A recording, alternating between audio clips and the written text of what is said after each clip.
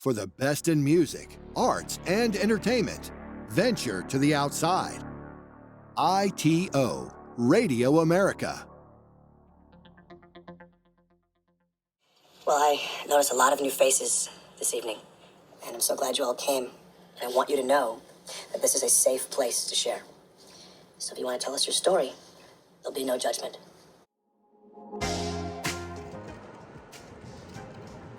Hi, my name's Charlie, and as you know, I have a problem. I'm addicted to cars. Today I decided to bring everybody on a little field trip to meet a good friend of mine and take a look at his sweet ride. It's sweet new to him. I think he just got it in the last couple months. And I'm not gonna spoil the surprise, but his name is Ranchero Rick. That's what they call him in these parts. So without further ado, let's take a look at his ride.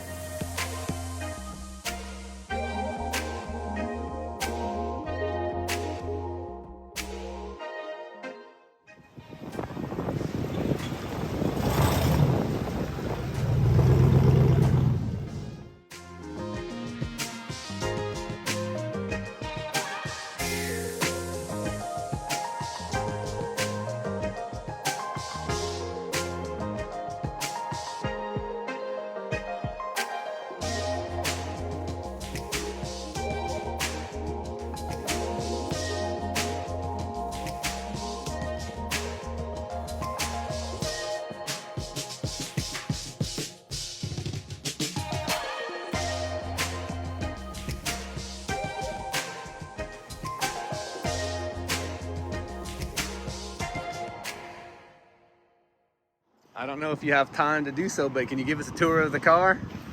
Yeah, what you've sure. done, anything you've done, or what you're gonna do, I guess. So, well, for right now, this is a 1972 Ford Ranchero. It's the half car, half truck idea that they came out with in 1957. So this is the 72 model, and it's a 1 year only front end body style, because in 1973, a year later, the federal safety bumper standards were strict, so they came out with little boxy and bigger bumpers by 73. So they only had a chance to come out with this 1 year, and so it's rare. Is this 5th generation? Gosh, Fifth, you know, I didn't sixth generation, something like that. Let's see, we got 1, 2, 3, 4. I would say 5th. Yeah. I think it's 5th. Yeah. Yeah, by itself. Yeah. It was like they did like a bunch of runs of just like 1 year models, right? Basically. Yeah, well, like they were mostly, the first 3 were 3 years, Uh-huh. and then you had the Falcon version, which was from 60 to 65. Well, actually 66. And 66 had the underpinnings of the Ford Fairlane platform. So in 67, they had 1 year only as well, 1967, which is another Ranchero that I also have. And then they went to the Torino, and there were different generations of the Torino. And this is the Torino platform, right? This is the 72 Torino front end platform. This is the Ranchero GT model. Uh-huh. It has 351 Cleveland V8. Oh, the best. Yes, but it's the most economical version, most choked down version of the Cleveland for that year. It's only a 2-barrel, and it's rated at factory around 200 horsepower. But you know, there's a couple of little tricks and little things you can do to make sure it breathes more. So this is basically, it's factory, it's stock, and it's an honest car, and that's what you're looking at right there. It runs pretty well. It's got the FMX version of the automatic transmission. During this period, they also had the C6. The C4 was a little bit earlier. In the early 70s, by the late 60s, I believe, or early 70s, they had come up with the FMX family of transmissions, and this one has one of those. Huh. Yeah. So basically, this is not a factory color. Really? It is, yes. The factory color is actually closer to this silver right here that you're looking at.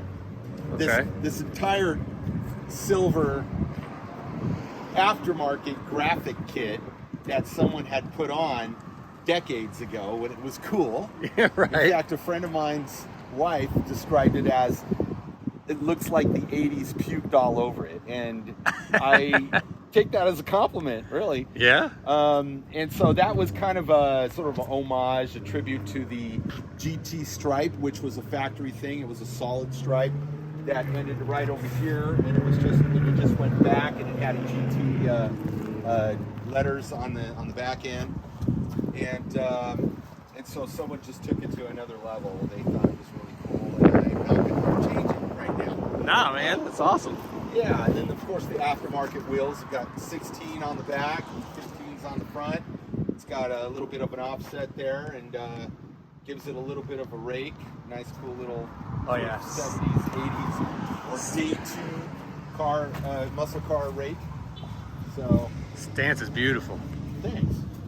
Oh yeah, man, this thing is gorgeous. Thank you. I love these. It's funny, I like your other ones. I mean, your other ones, like the older ones are more vintage, I know, and stuff, but I love like this muscle car look. Me too. Like, it's so cool. I'm more of a sort of a throwback, traditional muscle car. I like all the new stuff they do. Of course, it's amazing. Oh yeah. All the new goodies you can put on. Helps the cars. It gives it more drivability and things like that. But this one is one I think I can leave alone for the most part. It does have front factory disc brakes, so it stops really well. It rides really well. I just enjoy it. It's the kind of a cousin to the El Camino. Yeah, I didn't know that these were first. Yeah, so they 57 to, I think the El Camino came out in 59. That's correct. That's correct. And even earlier in Australia, they had come out with, they referred to these as a ute. Yeah, I read utility. that. Yeah. And they had come out with those in the 30s. Yeah, and that's kind of where they got the idea for bringing them here, right? That's right. Okay. That's right. They wanted, a lot of families wanted the utility of a pickup truck, but they wanted to still enjoy the comfort of a car. Right. So they got both. And then Chevy jumped on board, and they came out with some beautiful products. But Ranchero's a little bit more dear to my heart. Yeah. So. Yeah. And then I read that these things just started getting so big and out of hand, because I think after this, the last generation was the LTD for like 2 years. That's right. And then Ford realized like, hey, things are going towards compact again. 3 years actually. Was it? 77 to 79. And then they said, they discontinued it, and then that was the precursor for the Ranger to be That's right. Well, introduced at the time, in like 3 years after that or something like that. Yes, that is correct. That's Ford went in that direction. But at the time, if you recall, a lot of the foreign Japanese automotive companies, they had come out with the small trucks, and those seemed to catch on. They were very economical for small business owners and such, and so those were sort of taking over the smaller truck market. And so they decided to discontinue in 79. However, in 81, they tried to make a comeback with a smaller platform, which was the Ford Futura. Okay. If you remember that car, it was a smaller, boxier car. And they made about just over 200 of them. They had to have them sent out to a private company, and they cut the station wagons and they put beds and stuff like that. That didn't really catch on. I'm not sure if that was just the last gasp, but that was kind of a neat sort of added to the Ranchero history. They actually they didn't call it a Ranchero, they called it a Durango. Oh, wow, I didn't know that. Ford Durango before there was a Dodge Durango. But the Ford Durango was the Fairmont Futura wagon cab car pickup platform. And when they just decided, you know what, that's it, we're done. Of course, the Ranger was in the future. The GM, I guess they saw more of an open market, and they continued They continued with the El Camino until '87. Is it 87? Okay, I was gonna say, yeah, I know it's well into the 80s. Yeah, and so that was kind of sad to see that go, because that was the end of the half car, half truck. Yeah, very cool. And then I also read, so these started off in '57 as being pretty big because they were off of like the Ford Custom. The Fairlane. It was a big, yeah. pretty big vehicle, right? Yeah. Well, you know, everything was big in the 50s. Yeah. And so, the wagons were pretty big. Yeah. And so, yeah, they did start off pretty large. And so it was a radical idea when they decided to go to the Falcon. Right. They said because the Volkswagen Bugs were so popular in the 60s, around that time, they thought it would be a good idea to go compact, which they were really cool. Totally different than the direction they were going. Yeah, Ford was thinking more about sales for people who were looking for something more economical. Most of them at the time, in the first couple of years, had the inline six. There wasn't a V8 available again until mid-year 1963. The El Camino was suspended for a couple of years. They didn't have a 61, 62, or a 63. They didn't come back until 64 when they had the first year Chevelle platform. Okay. So, there's a little back and forth going on there. I think Ford was also more focused in commercial sales at the time as well, because a lot of pool guys, a lot of companies, parts companies and delivery companies saw the benefit and the convenience from it.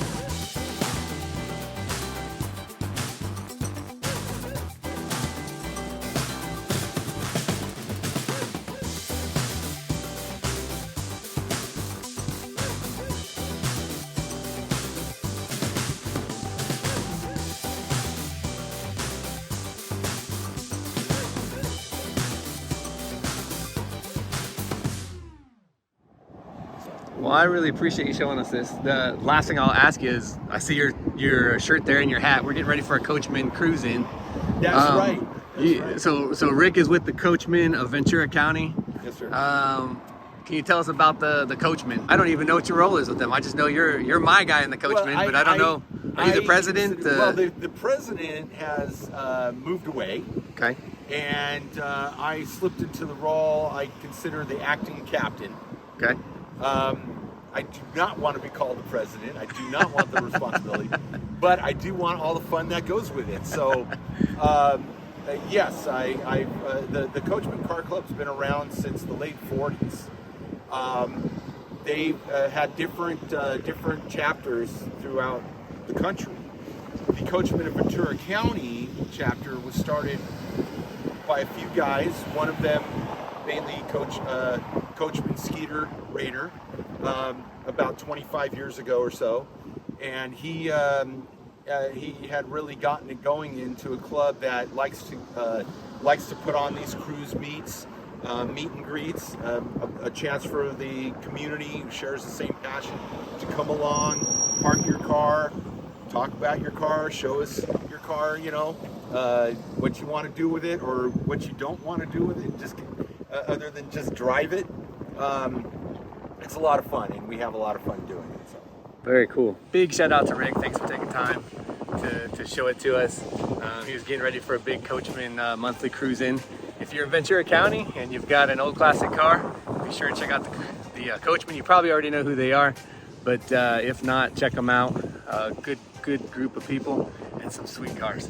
So anyways, we'll be seeing more from Rick in the future, I'm sure. He's got some other goodies we want to take a look at. Until then, make sure and like, subscribe, click the bell for new content. And other than that, we'll see you on the next one.